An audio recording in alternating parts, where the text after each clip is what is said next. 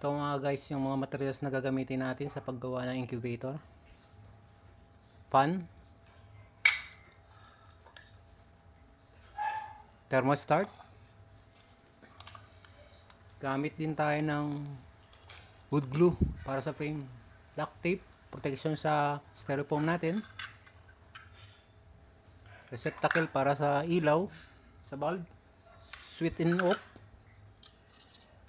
Gamit din tayo ng bisagra, dalawa. Saka handle para sa pinto ng ating incubator. Dalawang bulb din yung gagamitin natin. 25 watts ang isa. Yung ating plug, wire. Gamit din tayo ng screw. Ayan. Hygrometer. Order tayo sa online. At gagamit din tayo ng acrylic para sa pinto ng ating incubator. Para nakikita yung loob ng incubator natin. Yung screen naman ang gagamitin natin, yung plastic screen. Para hindi kalawangin. Yan po ang ating mga materials na gagamitin. Lalong lalo na kailangan natin yung styrofoam. Yan guys, natapos na natin i-prepare yung mga materials natin. Ang susunod naman natin gagawin ay titest natin yung mga aparato sa loob ng incubator natin. Yung bulb nya, dalawang bulb, 25 watts ang bawat isa. At i-wiring na rin natin para matest. Ang gagamitin lang natin na line, parallel line. Pag nag-off yung ilaw, sabay siya doon sa pan. Titest din natin yung thermostat kung gumagana ba. Yan po yung una nating gagawin bago natin ikabit sa ating incubator. Para in case na may problema man dun sa aparato natin na kinabit sa loob, hindi na natin babaklasin kasi na-test na natin lahat.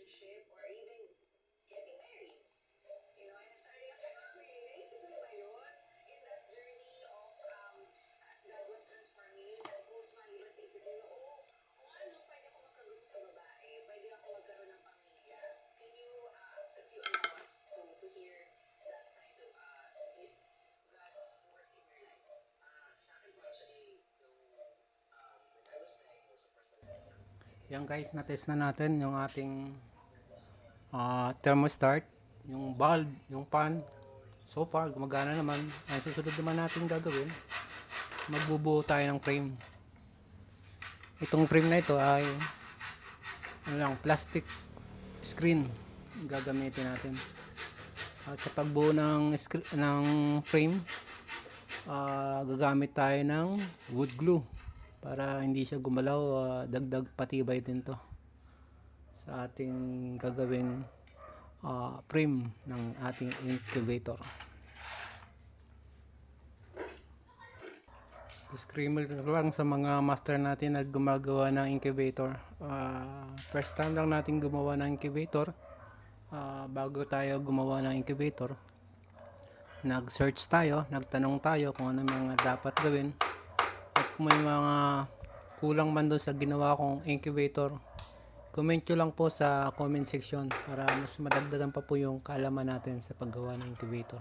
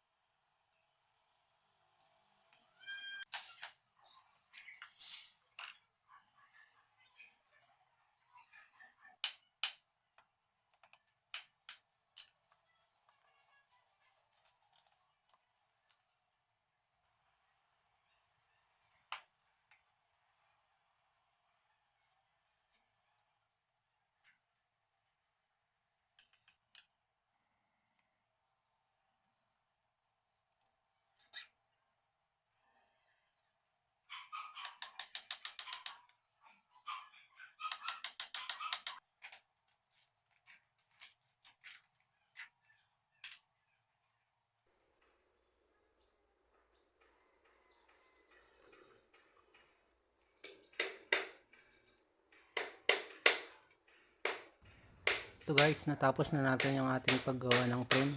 3 layer to. Inassemble na natin sa labas para mas matibay siya, kasi kung sa loob natin i-assemble yung styrofoam kasi parang hindi siya ganun katibay kapitan ng screw, kaya inassemble na sa labas. Ang susunod naman natin gagawin, natapos na yung frame, ay yung door ng ating incubator. Bali kakabit natin yung acrylic sa harap para nakikita natin yung loob ng incubator, at ikakabit na rin natin dito yung ating thermostat sa humidity. Kakat lang natin yung bandang gitna para makabit yung acrylic nya, at iukit din natin yung pagkakabitan ng thermostat sa humidity para nakapix siya sa styrofoam.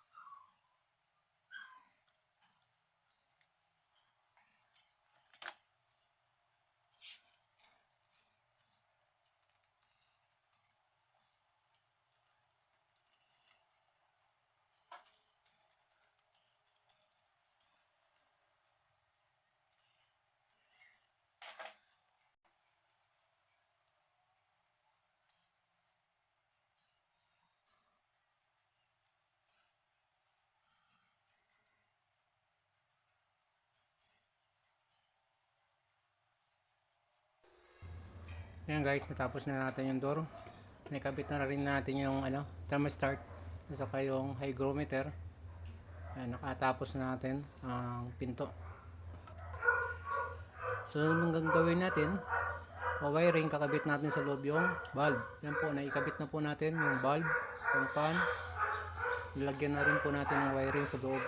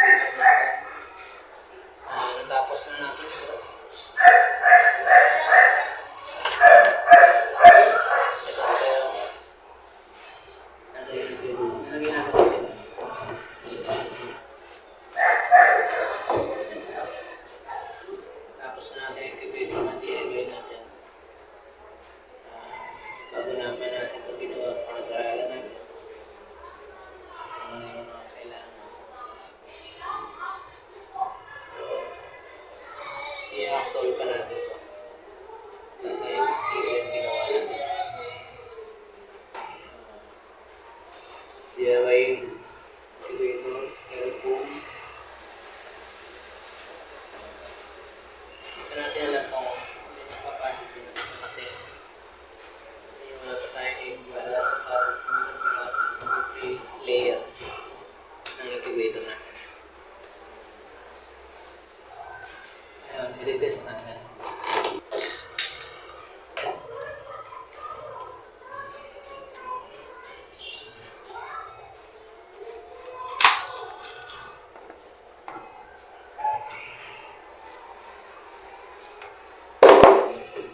Naka-on na siya.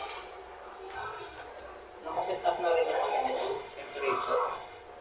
Kung pinapit, test muna natin kung sinet up natin ang tamang temperature. Temperature niya 37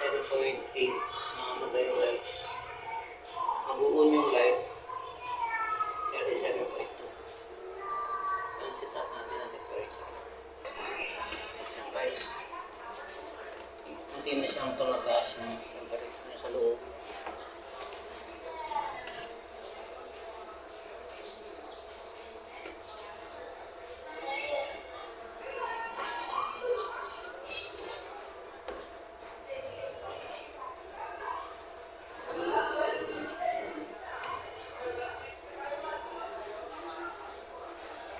Ating DIY incubator. Styrofoam lang. Medyo pinatibay lang natin ng binalutan natin ng active para sa may version. First time natin gumawa ng incubator. Sa mga master natin, comment lang kung may kulang pa ako. May matutunan pa ako paano gumawa ng incubator. Mga idea pa kayo dyan, comment na lang po sa comment section. Please, madagdagan po yung knowledge natin. Ano pa yung kulang at pwede natin idagdag sa ginagawa natin incubator.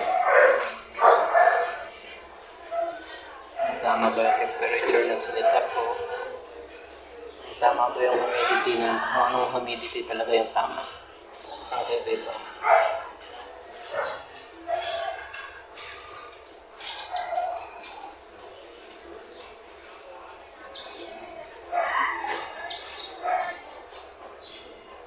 Nagawa natin itong incubator na ito pagka tapos natin galing natin sa work. Kaya pag-uwi, pagdating, tayo-tayo lang natin kasi nga mayroon tayo pag-day off. Na makikita niya guys, 37.5, mag-u-off siya ng 37.8. Yan na po siya.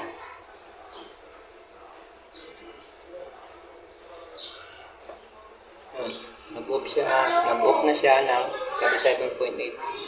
Pero yung init sa loob, continuous lang. Tumataas hanggang 37.9. Yan, temperature na sa loob. Ngayon, hihintayin naman natin bumaba ang temperature niya sa loob. Saka 37.2, magbuon uli yung light. Yan po yung setup natin sa temperature natin sa loob ng incubator.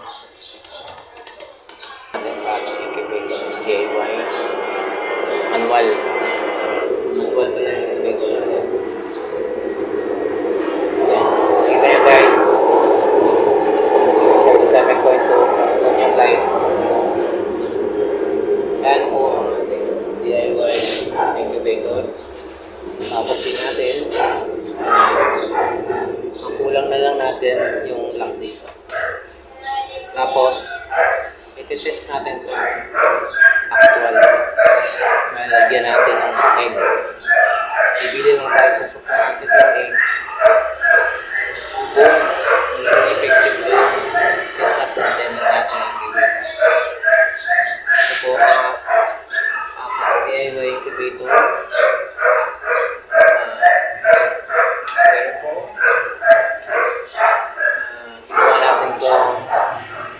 Nagdagdagan ng skill na darating yung time magagamit din natin gagawin natin ayan yung incubator natin.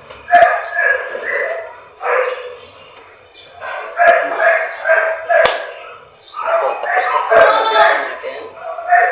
Ang susunod naman po natin gagawin, duludan po natin ng kung makakapagpapisa po tayo. Hanggang dito na lang po. Share tayo nyo. Huwag kalimutang mag-subscribe, like and share kung nagustuhan nyo yung video ko para ma-notify pa po kayo sa mga gagawin natin video. Thank you.